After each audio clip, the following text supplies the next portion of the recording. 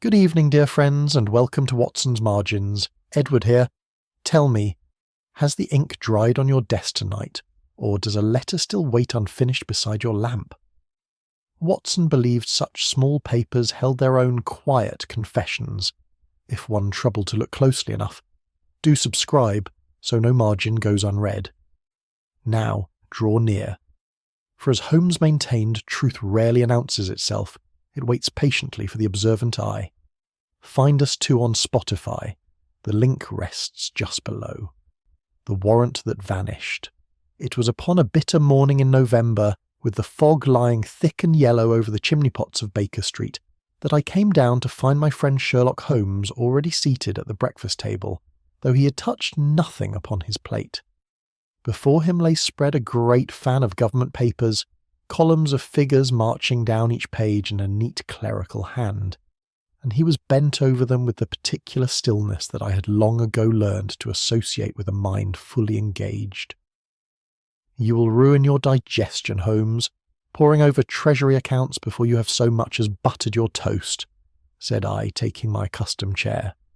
He did not look up. "It is not the accounts themselves that interest me, Watson, but the peculiar beauty of a well-kept ledger. Every falsehood a man commits to paper leaves some small deformity in the surrounding truth, as a stone dropped into a still pond leaves rings upon the water long after the stone has sunk. I have been amusing myself by searching for ripples." He set down his pen at last and permitted himself a thin smile. "But you did not come down to hear a lecture upon bookkeeping. Pass the marmalade, there's a good fellow, and let us see what Mrs. Hudson has prepared for us." We had scarcely begun our meal when there came a sharp, insistent ring at the bell below, followed by the sound of a heavy tread upon the 17 steps. Holmes cocked his head with the air of a hound that has caught a distant scent. A man of consequence, Watson, and one badly frightened beneath a very correct exterior. Listen to the stride, firm enough at the outset, but faltering upon the landing as though the errand itself grows heavier the nearer he approaches its telling. The door opened upon Mrs. Hudson's announcement, and there entered a tall, grey-whiskered gentleman of perhaps 60 years, dressed with the sober precision of a man accustomed to the corridors of Whitehall. His hat and gloves were of the finest quality, yet his hands trembled slightly as he removed them, and his eyes, though shrewd, carried the hollow look of a sleepless night. "Mr. Holmes," said he, "I am Sir Edmund Hallbridge, of His Majesty's Treasury. I must apologise for this early intrusion, but the matter will not wait upon convention. Pray sit, Sir Edmund, and take a little coffee to steady yourself before you begin," said Holmes, motioning to the basket chair. "You have come, I think, about the missing warrant." Our visitor started visibly. "You have heard, then?" "I have heard nothing whatever, beyond what your own bearing has told me. You carry the look of a man who has lost something of great value through no apparent fault of his own, and your left cuff bears a small ink smear of the particular blue-black favoured by government stationers, suggesting you came directly from your desk without pausing to make yourself tidy. Beyond that, I know nothing, and I beg you will enlighten us." Sir Edmund seated himself heavily. "Mr. Holmes, a Treasury warrant of the most sensitive character has vanished from a locked dispatch room in Whitehall sometime yesterday evening. It authorised the transfer of a very considerable sum of public money, and worse, it carries seals and signatures that would permit its bearer to present it through the ordinary channels of the Bank of England exactly as though it were genuine currency. If it falls into the wrong hands, the consequences to the public credit scarcely bear contemplation." "You had better tell us the whole story from the beginning," said Holmes, leaning back and pressing his fingertips together in the attitude I'd come to know so well. "The dispatch room in question is a chamber reserved for documents awaiting transfer to the bank. It has but one door, one lock, and one key, which I myself am accustomed to keep upon my person. Yesterday afternoon the warrant was placed inside a red leather portfolio upon the central table, to await collection this very morning. When the messenger arrived to collect it, the portfolio was found empty. And who had access to the room during the interval?" "Only 3 men, Mr. Holmes, myself, Mr. Lionel Harcourt, a clerk of 15 years' faithful service, and Mr. Jasper Vale, his junior assistant, a young man of excellent character who has been with us but 2 years. And suspicion has fallen, I collect, upon Mr. Harcourt." Sir Edmund's face clouded. "I am sorry to say it has, and with some apparent justice. Harcourt was discovered near the dispatch room well after the ordinary hours, in a state of considerable agitation, and when questioned he at first denied having entered the room at all, a falsehood since disproved. It is further known that he labours under substantial private debts. Inspector Lestrade, who has already been engaged upon the matter, considers it very nearly settled." "Does he indeed?" murmured Holmes, and I caught in his tone that particular dryness which he reserved for the more confident pronouncements of Scotland Yard. "And pray, Sir Edmund, who first discovered that the warrant was missing?" The question seemed to take our visitor by surprise, as though he had expected to be asked 100 things before this one. "Why, it was young Vale. He returned to the dispatch room shortly after 6 to collect some ordinary correspondence, and finding the portfolio open and empty, raised the alarm at once."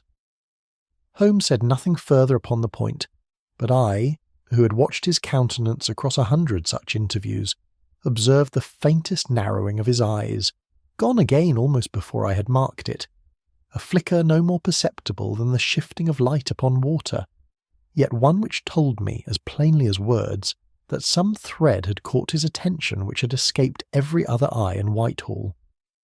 "You will come with me to the Treasury, Sir Edmund," said Holmes, rising abruptly and reaching for his coat. "I should like to see this dispatch room before Lestrade's zeal disturbs it further. Watson, you will accompany us, I trust. I have a feeling this case may prove instructive."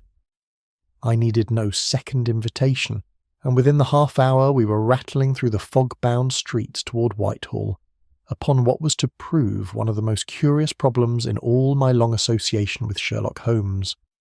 Chapter 2. A Guilty Man in Baker Street. We did not go direct to the Treasury after all, for upon reflection Holmes determined that he would first see the accused man in surroundings less formal than those of Whitehall, where an anxious clerk, hedged about by superiors and policemen, might say less than he would in the comparative ease of our own sitting-room. A message was accordingly sent round, and by 2 o'clock that afternoon Mr. Lionel Harcourt stood upon our hearthrug, turning his hat about in his hands with the restless motion of a man who has forgotten he possesses it. He was a person of some 45 years, spare of frame, with the stooped shoulders and ink-stained fingers that come of long service at a desk. His face, which I should have judged in ordinary circumstances to be a mild and rather agreeable one, was drawn and grey, and there were dark hollows beneath his eyes that spoke of nights without sleep. He answered Holmes's first pleasantries with a distracted civility, like a man attending to a conversation from behind a pane of glass. "I understand, Mr. Harcourt," said Holmes when we were all seated, "that you were observed near the dispatch room after your ordinary hours, and that you at first denied the fact.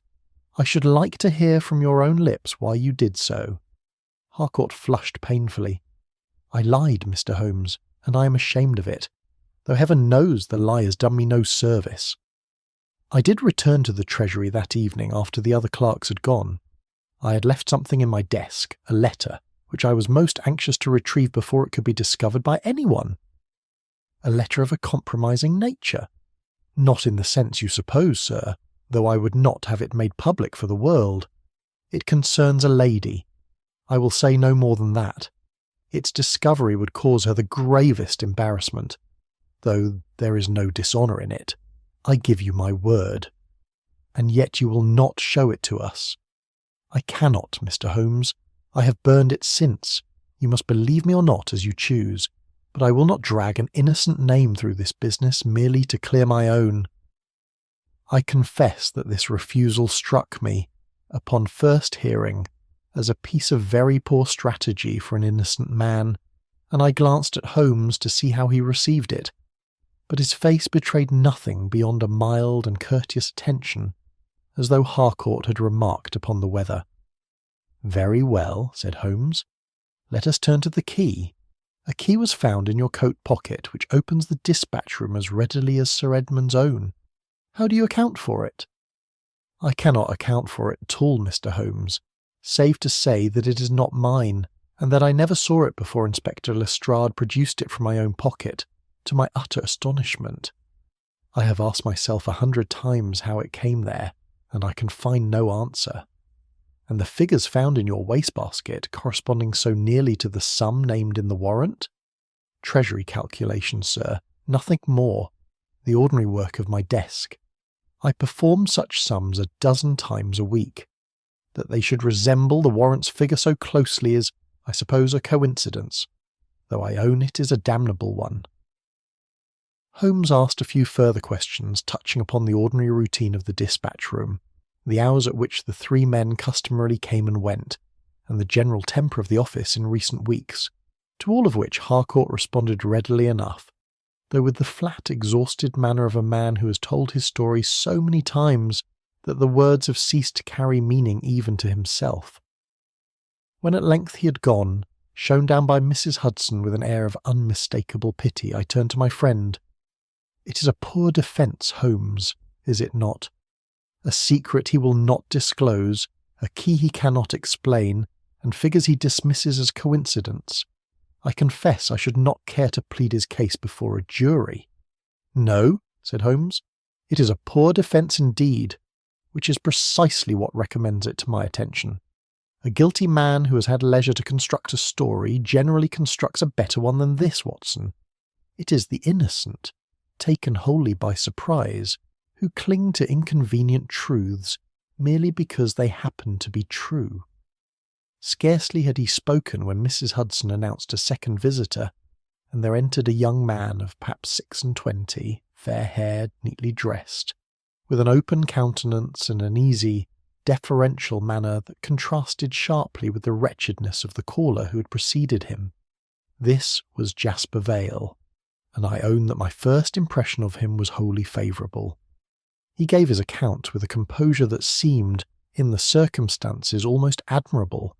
He had gone to the dispatch room a little after 6, he said, to deposit some ordinary correspondence, and had there discovered the portfolio open and empty. Some short while before this, he had passed Mr. Harcourt in the corridor, and had been struck, though he was reluctant, he said, to make too much of it, by his superior's manner, which seemed to him furtive, even fearful, as though Harcourt dreaded being observed. "I should not wish to condemn Mr. Harcourt unheard," Vale added, with an air of scrupulous fairness that I found rather touching. "He has always used me kindly, and I should be sorry indeed to learn that appearances have deceived me. But you asked what I saw, Mr. Holmes, and I have told you honestly." Holmes thanked him with courtesy, put 1 or 2 further questions regarding the ordinary business of the dispatch room, and let him go. Throughout the interview he'd said little, listening with an attention so mild and unremarkable that I did not, at the time, think to wonder at it. When the door had closed, I could not forbear remarking that between the 2 accounts, Harcourt's guilt seemed to grow more probable rather than less. Holmes rose and walked to the window, where he stood for some moments looking down into the fog-shrouded street below. "My dear Watson," said he at last without turning, "certainty is frequently only an assumption which has ceased to be examined. We have heard a frightened man tell an inconvenient truth, and a composed man tell a convenient one. I should like very much to know which of the 2 has taken the greater trouble over his performance." Chapter 3. The Locked Dispatch Room. The Treasury building, when we reached it at last through streets still wrapped in a grey and clinging fog, presented an aspect of such solid and unimpeachable respectability that it seemed almost indecent to suppose a crime had been committed within its walls. Sir Edmund conducted us through a maze of stone corridors, past clerks who looked up from their ledgers with the particular curiosity of men whose routine has been disturbed by scandal, until we came at length to a heavy oaken door, before which Inspector Lestrade himself was standing in conversation with a constable. "Ah, Mr. Holmes," said he, with the slightly proprietary air he was accustomed to assume when the 2 of them met upon a case. "You've not troubled yourself to come far for nothing, though I fancy you'll find little here that alters the plain facts. It's a bad business, but a simple one. Harcourt had the key, Harcourt had the debts, and Harcourt was seen where he had no right to be. I have no doubt you're right, Lestrade, said Holmes with a mildness I had learned to distrust. But you will permit me to look about me all the same. I have a schoolboy's fondness for locked rooms. The dispatch room itself proved a severe and unlovely chamber, some 15 feet square, lined upon 3 sides with iron document cabinets of the government pattern, their surfaces dulled by long service. A single window, heavily barred, admitted a thin grey light. In the centre stood a plain writing table, upon which, Sir Edmund informed us, the red leather portfolio containing the warrant had been laid to await the morning's collection. Holmes stood a moment upon the threshold, his eyes moving over the room with that swift, comprehensive glance which took in, I well knew, 100 particulars invisible to the rest of us. Then he advanced, walking round the table rather than across it, and began an examination so minute and so silent that even Lestrade, who affected small patience with what he called Holmes's theatricals, held his tongue. He knelt first before the door and studied the lock with his lens, turning it this way and that to catch what light there was. "A good lock," he murmured, "and a well-kept one. No scratches about the wards, no marks of forcing." He rose and crossed to the table, where his attention was caught by something upon its polished edge, a small dull smear of red which I should never have remarked at all. "Sealing wax," said he, touching it lightly with one finger, "and fresh, or nearly so. Sir Edmund, is it your custom to seal documents within this room?" "Never, Mr. Holmes. All sealing is done in the Warrant Office proper 2 doors along. This room is used only for the safekeeping of documents already prepared." "Then this wax has no business here." He said nothing further upon the point, but I observed him glance toward the door as though measuring the distance between the 2 rooms, and his lips moved silently, as a man's will when he is reckoning some sum in his head. He turned next to the cabinets, running his gloved finger along the upper edge of one, and examining the fine grey dust that came away upon it. "Undisturbed for some days," he observed, "save here," he indicated a second cabinet nearer the table, "where the dust has been freshly wiped, though nothing appears to have been removed from within it. Curious enough, but perhaps of no consequence." It was the table itself, however, which held him longest. He bent low over its surface, his cheek almost touching the wood, and traced with one finger a narrow strip where the polish showed cleaner and less worn than the surrounding surface, the print unmistakably of some flat object that had rested there for a length of time, sufficient to shield the wood beneath from the ordinary handling of the room. "The portfolio stood here," said he, "and had stood here, I should judge, for several days at the least to leave so clear a mark. Sir Edmund, when precisely was the warrant placed within it?" "Yesterday afternoon, about 4 o'clock, immediately upon its preparation in the Warrant Office." Holmes said nothing, but I saw his brow contract very slightly, as though this answer did not accord with something his eyes had told him.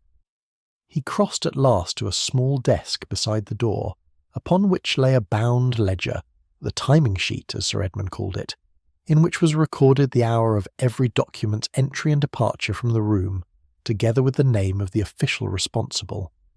Holmes turned its pages with care, his finger travelling down the columns until it paused upon an entry near the foot of the page. "I see that Mr. Vale entered this room at 3:30 yesterday afternoon, some 30 minutes before the warrant is said to have arrived," said he. "What was his business here at that hour?" Sir Edmund considered. "He was delivering some ordinary correspondence, I believe, nothing of consequence." "No doubt," said Holmes, though something in his tone suggested he found the explanation less satisfying than its brevity implied. He closed the ledger and stood a moment in thought, his hands clasped behind him, before putting a question that seemed, upon its face, almost absurdly simple. "Sir Edmund, I must ask you a plain question, and I beg you will consider it carefully before you answer.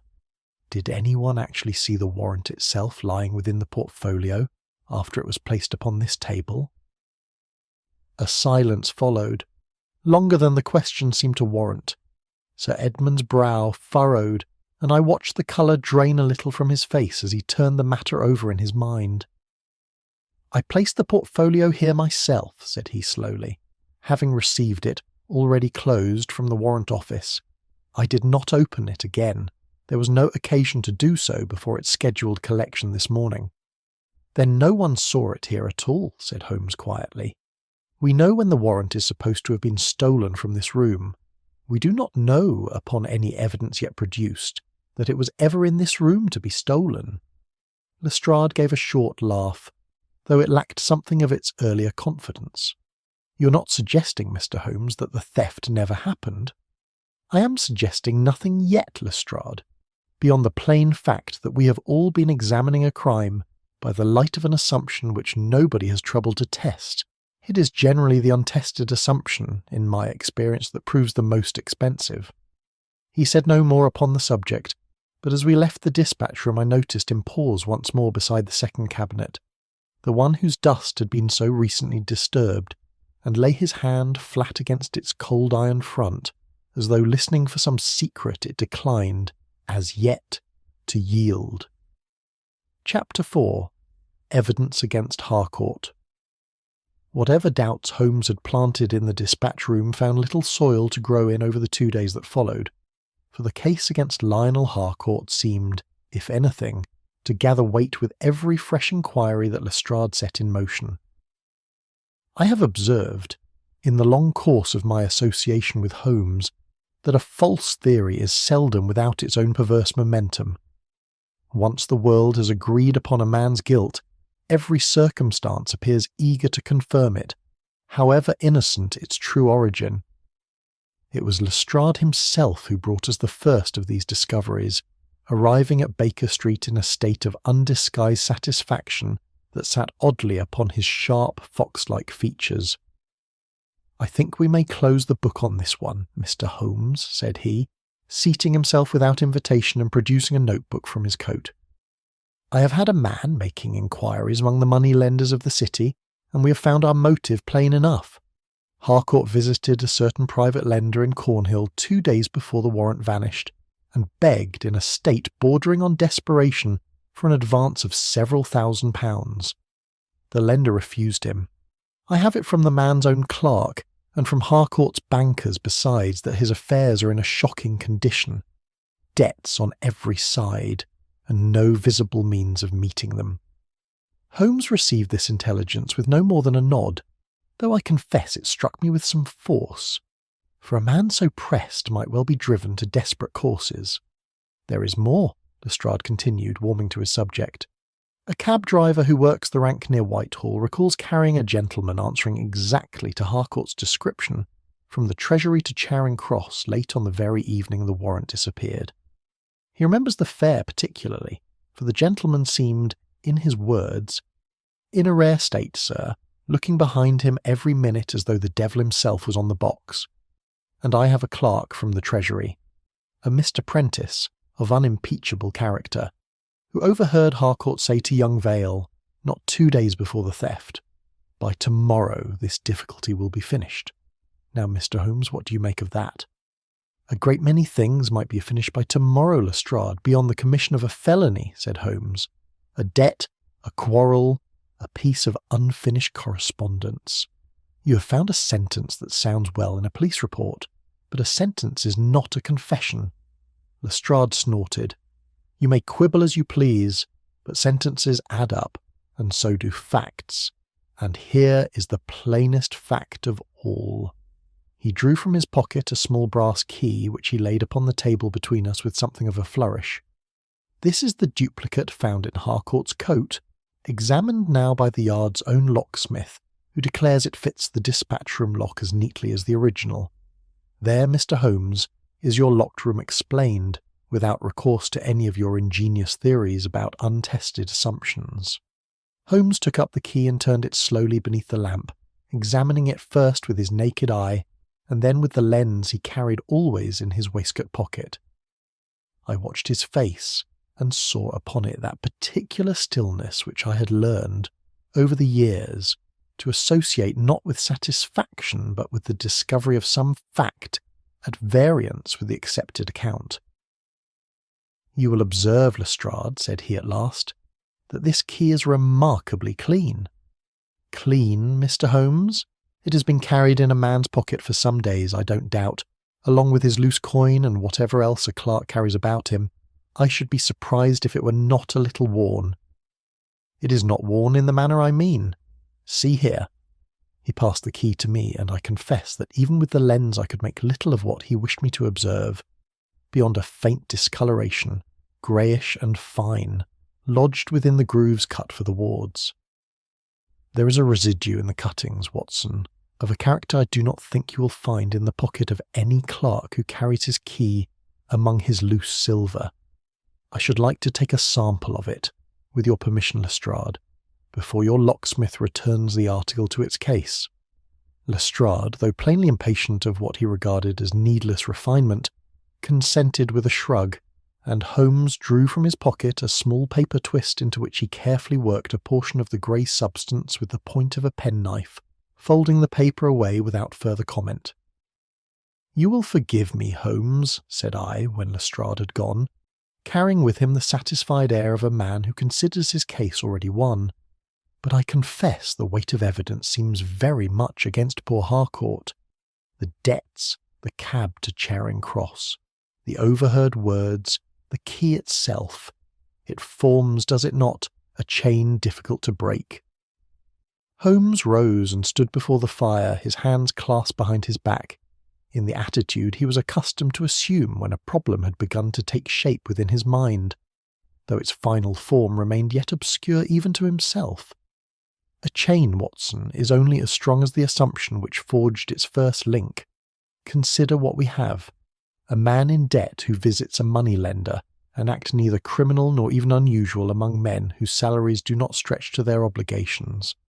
A cab ride to Charing Cross taken by a man who, upon his own admission, had urgent private business that evening. A sentence, overheard imperfectly and reported at second hand, capable of a dozen innocent interpretations, and a key which, upon examination, appears to have spent more of its recent existence in a mould of plaster than in any gentleman's pocket. You mean to say the key was manufactured only lately? I mean to say a great deal less than that as yet, for I have not had the substance analysed. But I will say this, Watson. A convincing motive is merely an invitation to stop thinking. Every fact Lestrade has brought us this evening is true, and every one of them points toward Harcourt with a neatness that I find, upon reflection, considerably more suspicious than any of them taken alone.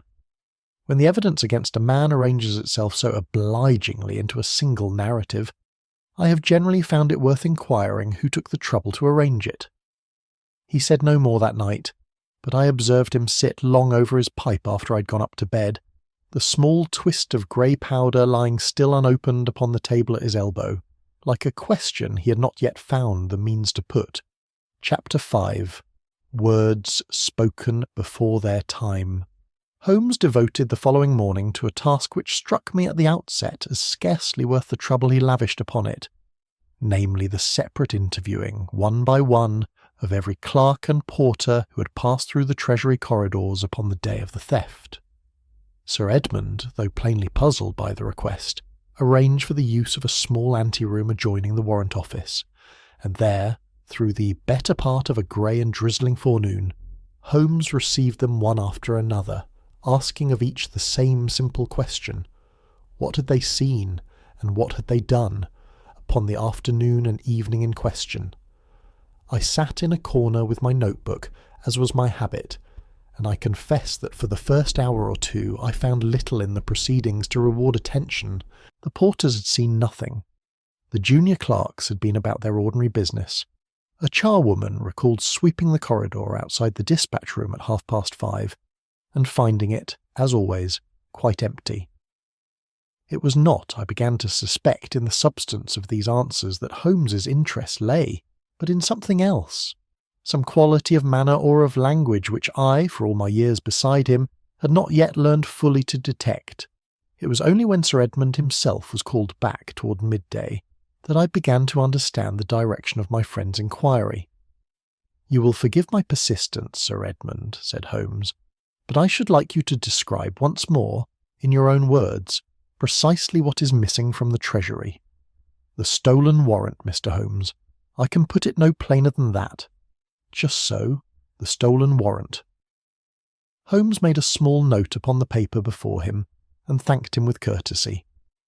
When Lestrade was fetched in his turn, for he had come that morning to observe, with an air of tolerant scepticism, what he plainly regarded as an excursion into needless refinement, he referred to the matter, without prompting, as the missing warrant, a phrase he used twice more in the course of a short conversation, touching upon the progress of his own inquiries among the money-lenders of the city. Harcourt, when at length he was brought in, pale and wretched as before, spoke of it only as the document, never once employing the word warrant at all, as though the very term had become too painful for him to pronounce without a kind of flinching. But it was Jasper Vale, called in last of the four, whose language arrested Holmes's attention most sharply. The young man answered the day's questions with his customary composure, and twice, in the course of some 10 minutes' conversation, referred to the missing article not as the warrant, nor as the document, but as the folded warrant. Holmes, who had until that moment been leaning back in his chair with an air of only moderate attention, sat suddenly forward. "The folded warrant, Mr. Vale? You're certain of the word?" Vale seemed faintly surprised at the question. "I believe I said folded, yes. It is a small matter, surely." "It is only that I had not understood the document to have been folded at all. How do you come to know it was?" For the first time in our acquaintance with him, I saw something flicker behind the young man's easy composure, no more, perhaps, than the shadow of a bird passing across a lighted window, but unmistakable for all that. I suppose I assumed it. Treasury warrants are commonly folded before delivery, are they not? It is the ordinary manner of such papers." Sir Edmund, who had remained in the room, shook his head at once. "No, Mr. Vale, you are mistaken. Documents of this class are always transported flat, within a portfolio, precisely to avoid the crease and wear that folding would cause to seals of such importance. I have never in 20 years' service seen a warrant of this magnitude folded for delivery." Vale coloured a little and laughed, though the laugh sat awkwardly upon him. "Then I misspoke, that is all. A figure of speech, no more. We speak carelessly of folded papers in general, without meaning the word precisely. I am sure it is of no consequence." "No doubt," said Holmes, in a tone that gave away nothing whatever, and turned the conversation at once to another matter, so smoothly that I doubt Vale himself perceived how narrowly the ground had shifted beneath him. It was not until the young man had gone that Holmes, drawing out his pocket-book, began to reconstruct with care the exact sequence of that fatal evening, questioning Sir Edmund closely as to the hour at which each event was known, or believed to have occurred. "Mr. Vale states that he discovered the theft at 20 minutes past 6, upon returning to the dispatch room with his correspondence," said Holmes at length. "Is that the hour generally accepted?" "It is the hour he gave to Inspector Lestrade, and I have no reason to doubt it." "Then perhaps you would send for the porter who was on duty at the main door that evening? I have a small matter I should like to clear with him." The porter, a heavy, deliberate man named Coombs, was fetched within a quarter of an hour, and confirmed readily enough upon being questioned that he recalled Mr. Vale passing through the entrance hall that evening. "And can you tell me, Coombs, at what hour that was?" The porter considered, scratching his chin. "It would have been about 10 minutes past 6, sir, for I remember I had just wound the hall clock, which is my custom at that hour precisely. Mr. Vale asked me as he passed whether Sir Edmund had gone home yet, or whether he might still be found in his office." Holmes went very still. He asked for Sir Edmund, at 10 minutes past 6. "That he did, sir. I told him I believed Sir Edmund had not yet left, and he thanked me and went on up the stair." When Coombs had been dismissed, Holmes turned to Sir Edmund with a question that struck me, upon its face, as very nearly trivial, and yet I saw at once, from the gravity with which it was asked, that it carried some weight I had not yet grasped. "Sir Edmund, If Mr. Vale did not discover the theft until 20 minutes past 6, by his own account, why should he have inquired for you at 10 minutes past before he had any occasion to know that anything at all was amiss? Sir Edmund's brow furrowed in honest perplexity. I confess I cannot say, Mr. Holmes. I had not considered it. It is a small discrepancy. 10 minutes only. I dare say Vale himself would say he misremembered the hour, or that the porter is mistaken as to his clock. Small discrepancies, Sir Edmund, are frequently the loose threads by which whole garments come undone. Holmes rose and gathered his coat about him. Lestrade would tell you it is nothing, a matter of 10 minutes, easily explained by a faulty memory or a slow clock. He may even be right. But I have found, in the course of a good many years at this work, that the man who reaches for help before he has any reason to know he requires it is very often the man who has arranged in advance, exactly when help will be needed. He said no more upon the subject as we made our way homeward through the darkening streets, though I observed that he walked with the quick, light step that told me, better than any words, that some new and definite shape had begun to form itself within that extraordinary mind. Chapter 6. The Too Perfect Motive. The next 2 days Holmes spent in a fashion that would have appeared, to any casual observer, very like idleness, though I had known him too long to mistake the signs. He disappeared for long hours at a stretch, returning at odd times with his boots dusty and his manner preoccupied, and volunteered nothing of his movements beyond an occasional cryptic remark dropped across the breakfast table. It was only upon the third morning, when he came in shortly before noon, and flung himself into his chair with something of his old energy, that I understood he had been engaged upon the private history of both our suspects. I have been busy, Watson, among bankers and landladies and one very talkative curate, said he, accepting the cup of coffee I poured for him, and I begin to have a clearer picture of the ground upon which this case is built. Harcourt's letter, for one thing, need trouble us no longer as a mystery. I have had it from the lady herself, though I will spare you the particulars beyond what honour requires me to disclose. You saw her? I called upon her, with Harcourt's reluctant permission, and found a widow of respectable circumstances, sister to our unhappy clerk, whose late husband left her considerably encumbered with debt. Harcourt has been paying those debts quietly, from his own slender salary, these 18 months past, and dreads above all things that her respectable second husband, she remarried but a year ago, should learn of his first wife's brother's continued interference in matters he believes long settled. It is a foolish secret, Watson, and a costly one, but it is no more sinister than that. The money-lender in Cornhill, the desperate application for funds, the late-night visit to his desk to retrieve a compromising letter, all of it springs from a source no more criminal than brotherly affection and an excess of pride. And the figures found in his wastebasket, precisely what he claimed them to be, ordinary Treasury calculations performed upon a matter wholly unconnected with the warrant, which happen, by the accident of arithmetic, to bear some resemblance to the sum in question. I have verified the figures against the departmental ledgers this very morning, and they correspond exactly to a routine estimate Harcourt was asked to prepare the previous week. There is nothing in it. I own I felt a certain relief at this intelligence, for I had conceived, over the course of our 2 interviews, something of a sympathy for the unhappy clerk, whatever his apparent guilt. Then Harcourt is cleared. Not yet cleared, Watson, though considerably lightened of the weight that has been laid upon him.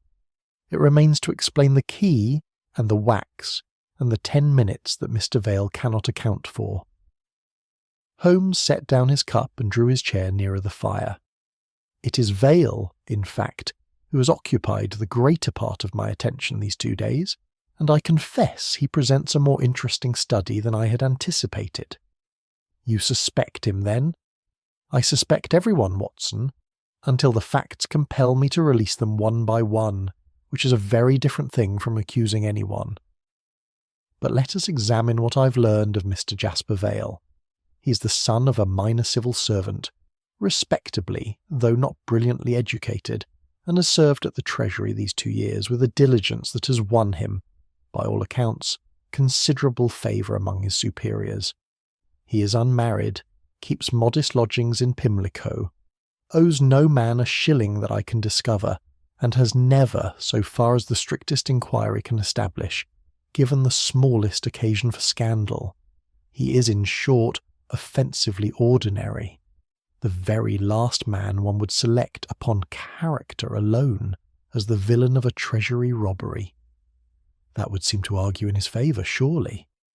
It would, were it not for one small circumstance which I uncovered only yesterday afternoon, and which I confess gave me considerable satisfaction, though it proves less, upon reflection, than I had first hoped.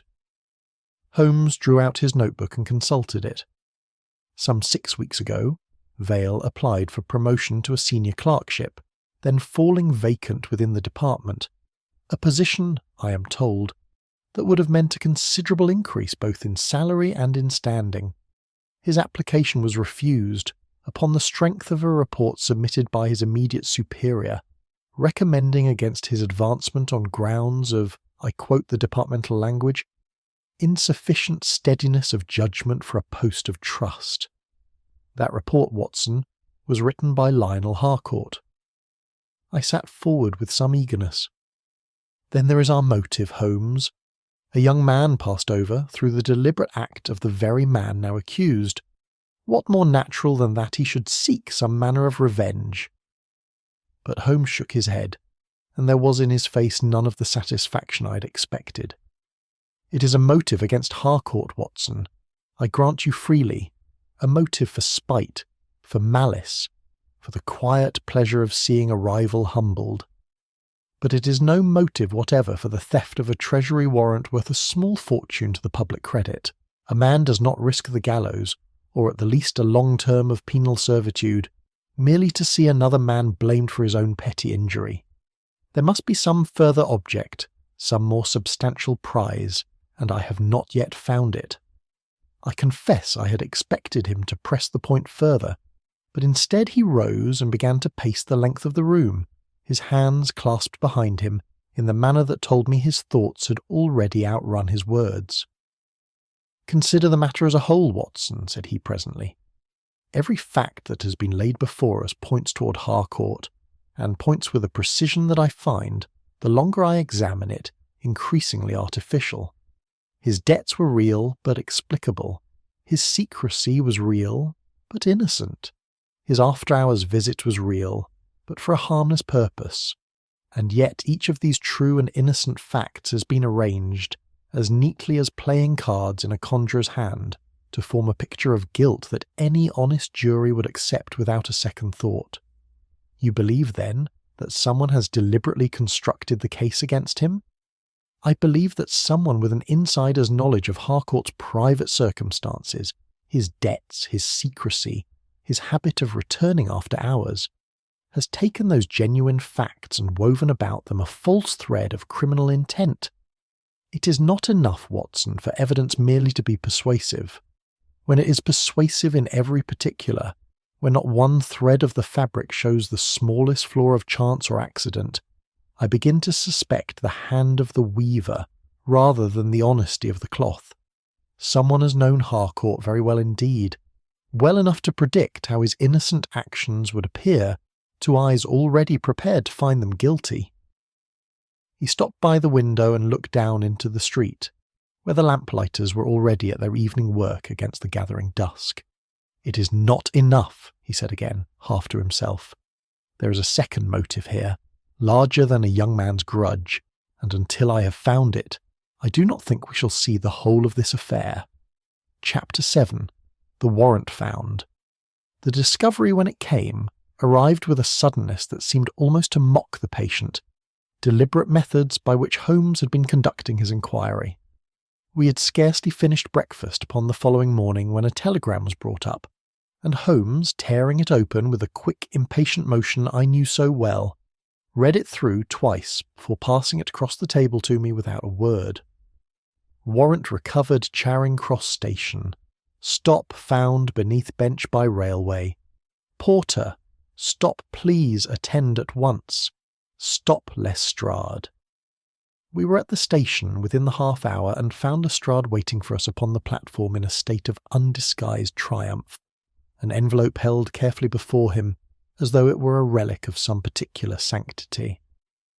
"There, Mr. Holmes," said he, unable to keep a certain note of vindication from his voice, "found not 2 hours since, tucked beneath the third bench along the down platform, by a porter sweeping up before the morning traffic began. I need hardly tell you what it contains."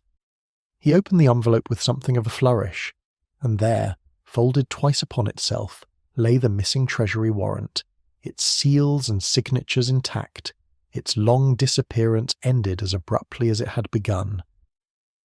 "You will observe," Lestrade continued, "that Harcourt was known to have passed through this very station on the night of the theft. The cab driver's evidence places him here beyond dispute. It is plain enough what happened. He carried the warrant away with him, intending no doubt to present it through some channel of his own devising, and then, upon reflection, perhaps from fear, perhaps from a failure of nerve, or perhaps because he came to understand that so large a document could not safely be turned to ready money, he abandoned it here, beneath the bench, rather than be found in possession of it. It is, if you will forgive me saying so, precisely the conduct I should have expected of a frightened amateur." "And the fingerprint," said Holmes, for I now observed, upon the lower corner of the document, a faint smudged mark, which Lestrade indicated with evident satisfaction. "Examined this very morning by our own expert and pronounced, upon comparison with prints taken from Harcourt's desk, to be consistent with the thumb of his right hand. I think, Mr. Holmes, that even you must allow the case is closed. I confess that as I stood upon that cold platform, with the warrant itself laid open before us, and the evidence of the thumbprint fresh in my ears, I felt the last of my doubts concerning Harcourt's guilt begin to waver and give way. It seemed indeed that every circumstance which Holmes's careful inquiries had called into question was now resolved, at a single stroke, into the plainest and most damning proof imaginable. The newspapers, I did not doubt, would have the story in type before the afternoon editions, and I could already picture the headlines proclaiming the clerk's arrest. Holmes alone remained unmoved by the discovery. He took the warrant from Lestrade's hands with a courteous word of thanks, and drew from his pocket the small magnifying lens, without which he was rarely to be found upon any matter of consequence. For some minutes he studied the document in silence, turning it this way and that beneath the grey morning light that filtered through the station's glass roof, while Lestrade shifted from foot to foot with the impatience of a man who considers the examination a needless formality. "The document has indeed been folded," said Holmes at length, "as one might expect given the manner and place of its concealment."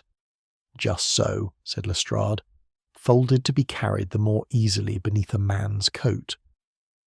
"And yet," Holmes continued, his voice taking on that particular quiet note which I had learned, over many years, to associate with the discovery of some fact fatal to the accepted theory, "the fold passes directly through the Treasury seal here, at the lower margin of the page." He held the warrant toward me, and I bent to examine it as he indicated. "You will observe, Watson, that the wax of the seal, though crossed by the crease of the fold, remains perfectly smooth and unbroken across its entire surface. There is no crack, no flaking, no sign whatever that the wax has been bent or compressed since it first set hard." I confess I could make little of this observation, and said as much. "Is that so very remarkable, Holmes? I should have thought a fold, once made, would simply pass over the wax as it does over the paper." "That is precisely what I should have expected also, had the wax been hard when the fold was made," said he. "For sealing wax once fully set is a brittle substance, Watson, as any man who has broken open a letter well knows. A fold pressed through a hardened seal will crack it, or at the very least leave some visible fracture along the line of the crease. I have seen it 100 times in the ordinary course of correspondence. Yet here the wax lies smooth as glass across the very fold itself, as though the paper had been creased before the seal was ever applied, or else while the wax remained soft enough to yield without breaking. Lestrade, who had listened to this with growing impatience, gave a short laugh that carried rather less conviction than he perhaps intended. "You will forgive me, Mr. Holmes, if I decline to build a case upon the behaviour of sealing wax. We have a fingerprint, a cab ride, a motive, and now the document itself found precisely where a fleeing man might be expected to abandon it. I call that evidence. I do not call a smooth patch of wax anything at all." "Curious," said Holmes softly, as though he had not heard the inspector's objection, and he continued to turn the warrant over beneath his lens, examining now the reverse of the page with the same close attention he had given the seal. I watched his face, and saw upon it none of the satisfaction that should have attended the resolution of so vexing a case, but rather that deep and inward stillness which told me, more surely than any words, that some new and troubling thought had begun to take shape behind his grey eyes, a thought which he did not, for the present, choose to share, either with Lestrade or with myself, but which sent him homeward that afternoon in a silence so profound that I forbore to disturb it, contenting myself with the private conviction that the affair of the Treasury warrant, however plainly it might appear to Scotland Yard, was very far indeed from its true conclusion. Chapter 8. The Detail That Cannot Exist. Lestrade arrived at Baker Street the following evening in a mood of settled and almost cheerful finality, bearing with him the air of a man who considers his labours very nearly at an end, and sees no reason to prolong them a moment beyond necessity. "I have spoken with the Director of Public Prosecutions this afternoon, Mr. Holmes," said he, seating himself with the confident ease of one who no longer feels the need to defer to another's opinion, "and I may tell you in confidence that a warrant of arrest will be applied for within the week. I do not say I have not valued your assistance in this matter, for I have, and I shall say as much in my report. But the case, as it stands, is complete. Motive, opportunity, the key, the wax upon the desk, the fingerprint, the document itself recovered upon his very route of flight. I do not think a jury in England would require another hour's deliberation." "You are very possibly right," said Holmes, with a mildness that I, at least, had learned to regard with some suspicion. "But I have made something of a habit, Lestrade, of asking for one further evening before any case is closed, and I should be obliged if you would grant me this one before you set the machinery of prosecution in motion.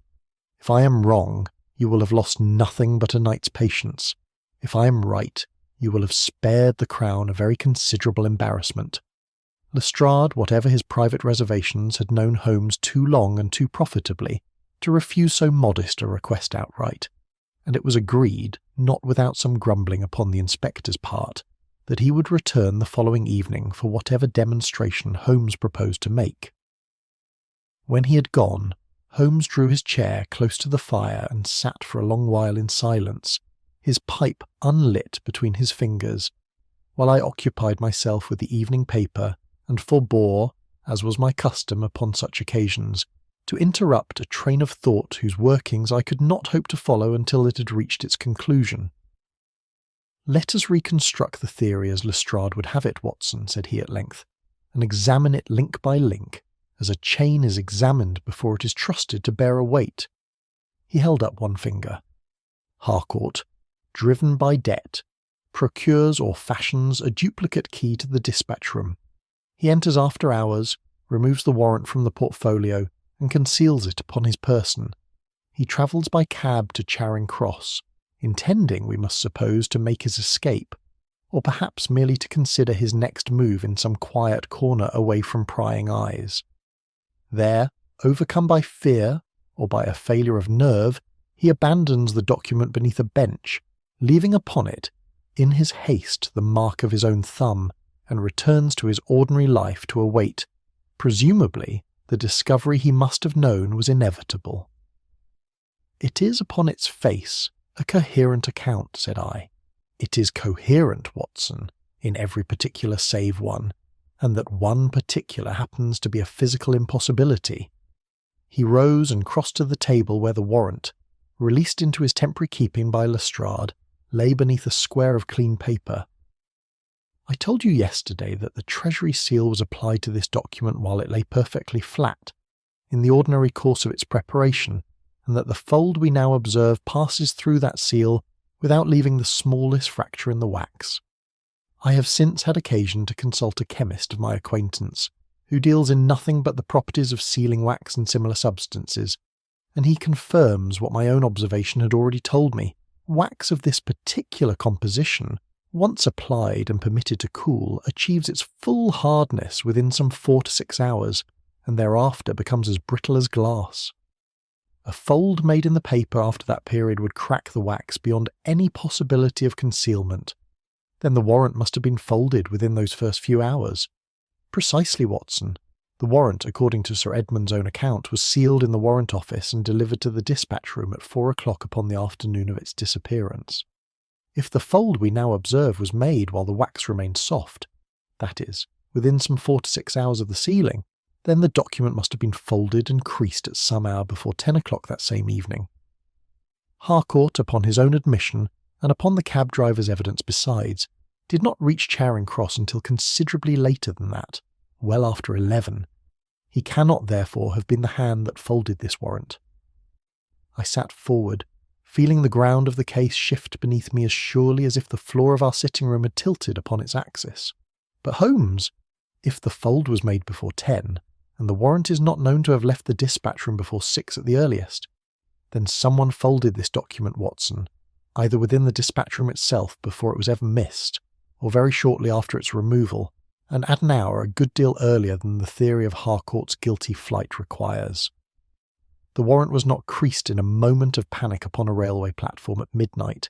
It was folded calmly, deliberately, and long before Harcourt is known to have gone anywhere near Charing Cross.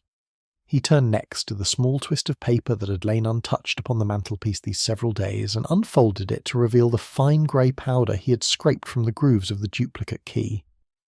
I sent a sample of this to an analytical chemist 3 days ago, Watson, and his report reached me this very afternoon while you were out upon your rounds. It is not, as one might suppose, the ordinary grime of a coat pocket.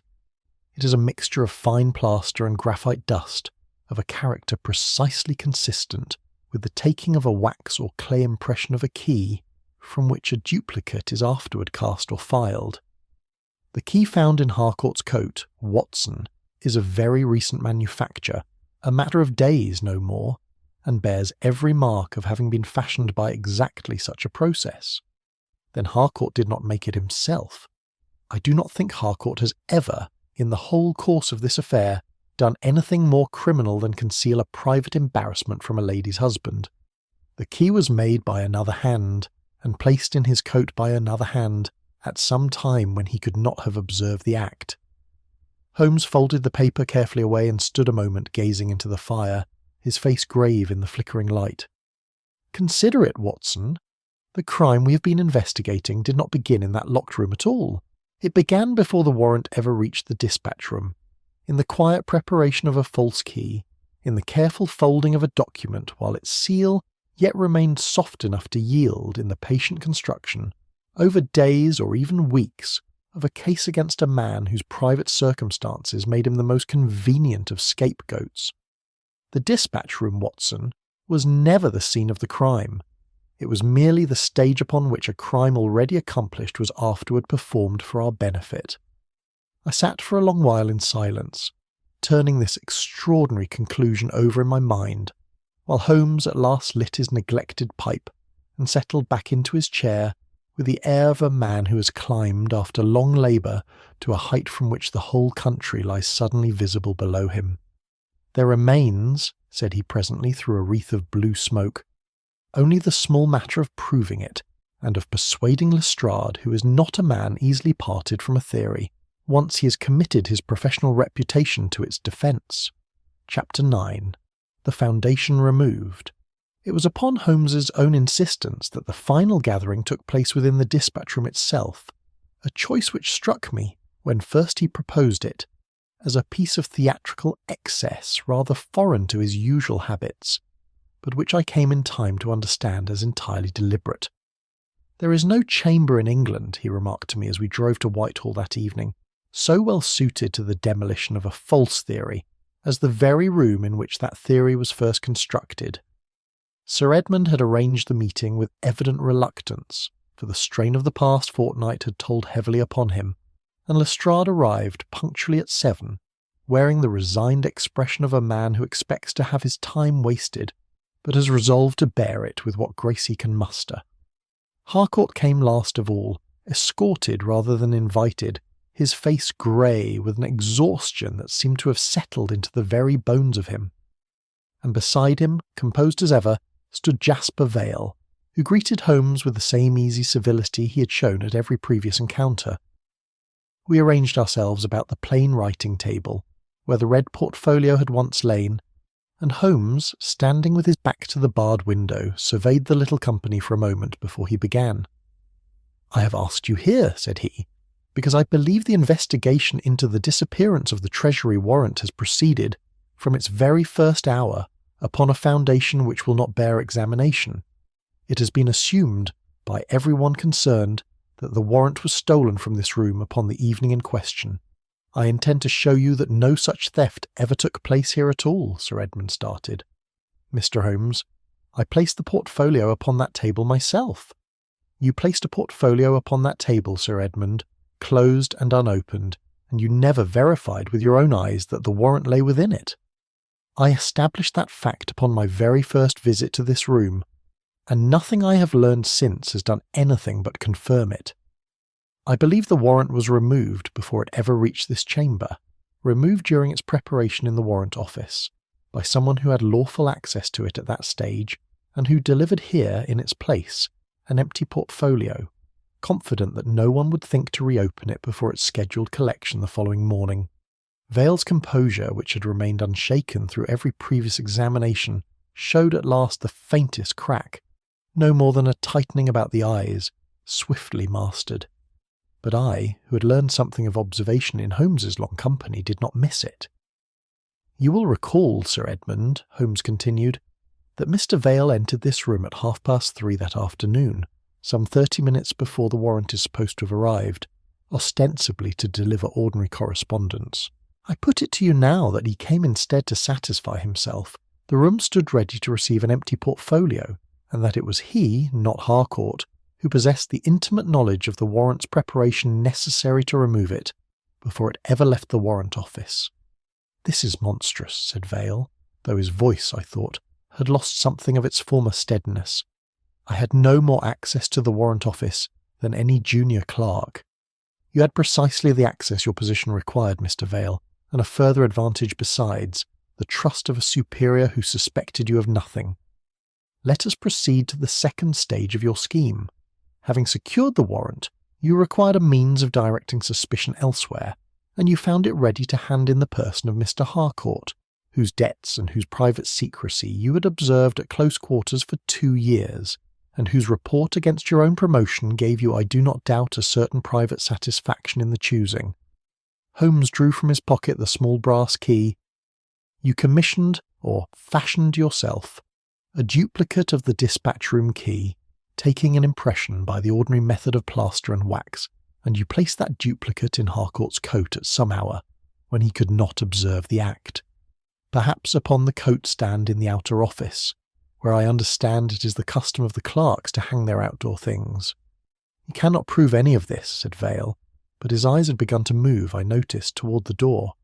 "I can prove a good deal of it, Mr. Vale, and I will proceed to the remainder. Having thus prepared your ground, you required only that the warrant be discovered missing at a moment convenient to yourself, and you arranged accordingly to be the one who discovered it, asking after Sir Edmund's whereabouts a full 10 minutes before you claimed to have found the empty portfolio, because you required his presence to lend weight and immediacy to your alarm." He paused. "As for the warrant itself, once you had extracted from it whatever intelligence you required, it became, I think, a considerable danger to you. Too valuable a document to destroy outright, since its recovery would confirm the theft had genuinely occurred, and yet too dangerous to be found in any manner that might be traced to yourself. You therefore carried it, already folded from its handling during your original theft, to Charing Cross, where you contrived to press it against some paper Harcourt had previously handled, transferring his thumbprint to its margin, and left it beneath a bench where its discovery would seal his fate beyond any hope of appeal. And what possible use, Lestrade interposed, though with rather less confidence than he had shown upon any previous occasion, could Vale have had for the warrant itself, if not to present it for payment? That, Lestrade, is the question which occupied me longest, until I turned my attention from the document's monetary value to the intelligence it contained. Holmes's eyes remained fixed upon Vale as he spoke. This warrant, Sir Edmund informs me, authorised a transfer connected with an undisclosed government matter of some financial delicacy, a matter which, once made public, would materially affect the value of certain securities upon the open market. Mr. Vale required no more than a single evening's private access to its contents, to copy the particulars and convey them to certain gentlemen of a speculative turn, with whom, I have discovered, he has lately formed an unusual acquaintance. He never intended to present the warrant at any bank. He intended only to sell what it knew, before returning it, or rather before ensuring it was found, in a manner that would place the blame entirely upon another man's shoulders. The silence that followed was broken only by Vale himself, who had grown very pale, and who spoke at last in a voice from which all his former composure had drained away. "You cannot know I described it as folded before its condition was known. It was a slip of the tongue, nothing more. It was the first thread, Mr. Vale, but by no means the only one. You expected Sir Edmund's assistance before you had any right to know assistance would be needed. You underestimated the honesty of sealing wax, which will not lie even when its master does, and you constructed a case against Mr. Harcourt with such perfect knowledge of his private circumstances that no one but an intimate colleague could have arranged it so exactly. You did not frame Harcourt because he appeared guilty, Mr. Vale. You chose him because you knew exactly how guilty he could be made to appear." For a long moment Vale said nothing at all, his eyes moving from Holmes to Lestrade to the door, as a man's will who calculates, in some small remaining corner of his mind, the futility of flight. Then, quite suddenly, the last of his composure left him, and he sank into the chair behind him with the collapse of a man who has carried a weight beyond his strength for longer than he could any longer bear, and began, in a low and broken voice, to tell us the whole of it. Chapter 10. The Danger of Certainty. Jasper Vale was arrested that same evening upon charges of theft, conspiracy, and the deliberate fabrication of evidence against an innocent man, and I do not think I have ever seen Lestrade quite so subdued as he was while the necessary formalities were completed. He said little upon the drive back to Baker Street, save to remark, somewhere in the fog-bound stretch between Whitehall and the river, that he supposed he ought to have asked more questions and drawn fewer conclusions, a confession which I set down here chiefly because I believe it cost him a good deal to make it, and because I have rarely known him make such an admission before or since. The full particulars of Vale's confession, given at length before a magistrate over the days that followed, confirmed every particular of Holmes's reconstruction with a completeness that left no ground whatever for doubt. He had indeed removed the warrant during its preparation in the Warrant Office, employing a brief and unsupervised interval to substitute an empty portfolio for the one that should have carried the genuine document. He had copied its particulars that same evening in the privacy of his lodgings, and conveyed them, through an intermediary he was persuaded at last to name, to a small group of speculators whose interest in the undisclosed government transfer proved considerably more lucrative to themselves than it was ever intended to be. The false key, the planted evidence, the calculated 10 minutes by which he had sought Sir Edmund's presence before any theft could properly be known, all of it he admitted freely, in the manner, I thought, of a man relieved at last to set down a burden he had carried a good deal longer than his composure had ever suggested. Harcourt was publicly and completely cleared, and I am glad to record that Sir Edmund, to his very great credit, took some pains to see that the clerk's character was restored before his colleagues with as much publicity as the original suspicion had received. Yet even in the moment of his vindication, Sir Edmund could not forbear a gentle word of caution, delivered to Harcourt in Holmes's presence, and repeated to me afterward with something between amusement and sympathy. "You very nearly destroyed yourself, Harcourt, through an excess of discretion," said he. "Had you told the plain truth from the first, however painful, this whole unhappy business might have been resolved within a single day." Harcourt, I understand, accepted the rebuke with the same quiet humility that had marked his conduct throughout, and I have since heard, through Holmes's occasional correspondence with Sir Edmund, that he continues in the Treasury service. His 15 years of faithful work now weighed rather more heavily in his favour than his brief and unhappy entanglement in another man's crime. As for the warrant itself, it was recovered in time to prevent any material harm to the public credit, though I gathered from Sir Edmund that the department's confidence had been sufficiently shaken by the affair to prompt a thorough revision of the procedures by which such documents were thereafter prepared and guarded. The speculators to whom Vale had sold his stolen intelligence were traced and separately prosecuted, though that is a story belonging properly to another chronicle, and one which I do not believe I am at liberty to set down here. It was some evenings later, when the case had passed finally from the newspapers and Baker Street had returned to its accustomed quiet, that I found occasion to confess to Holmes how thoroughly and how repeatedly I had been persuaded of Harcourt's guilt in the course of our investigation. "I own I thought him lost, Holmes, upon at least 3 separate occasions," said I, "and each time some fresh discovery seemed only to close the net more tightly about him. I cannot think how you kept your judgment so entirely free of the current that carried the rest of us along." Holmes, who was engaged in refilling his pipe before the fire, did not answer at once, and when he did, there was none of the mockery in his tone that I had half expected, but rather a gravity that I had come, over the years, to recognise as the truest measure of his regard. "You need not reproach yourself, Watson. I was myself very nearly carried along that current more than once, and it was only by the most deliberate effort that I forced myself to swim against it. This case was dangerous precisely because every fact within it was true. Harcourt's debts were real. His secrecy was real. His late visit to the Treasury was real. The key fitted the lock. The wax lay upon the desk. The thumbprint was genuinely his own. There was not, from beginning to end, a single fabricated fact for me to expose. Only true facts, arranged by a patient and observant hand around one assumption that nobody had troubled to examine. That the warrant was ever in the room to be stolen. Just so. False theories, Watson, are rarely built from false facts, for false facts are brittle things, and generally betray themselves under the smallest pressure of inquiry. The most dangerous deceptions are built from truths, honestly gathered and skilfully arranged, around a single false foundation stone.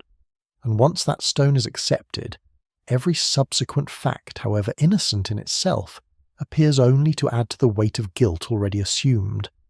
It is the oldest trick in the criminal's repertoire, and I confess it very nearly succeeded, for it very nearly persuaded me.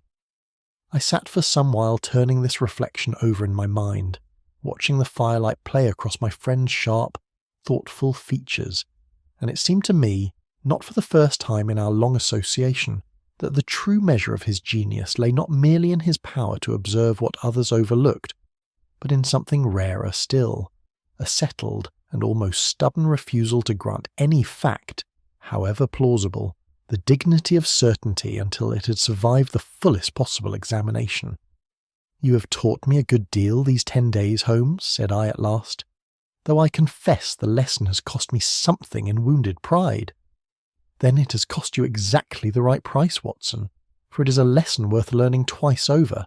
The clearest evidence, remember, may illuminate the truth quite as readily as it may blind us to the one question we have forgotten to ask." He drew upon his pipe, and the small red glow lit his face for a moment against the gathering dark. "It is a maxim I commend to you the next time some case appears, upon its very first hearing, to admit of no other explanation whatever. I have set down this account, as I have set down so many others, in the conviction that it illustrates, better than any words of praise I might offer, the peculiar and often solitary discipline by which my friend conducts his work.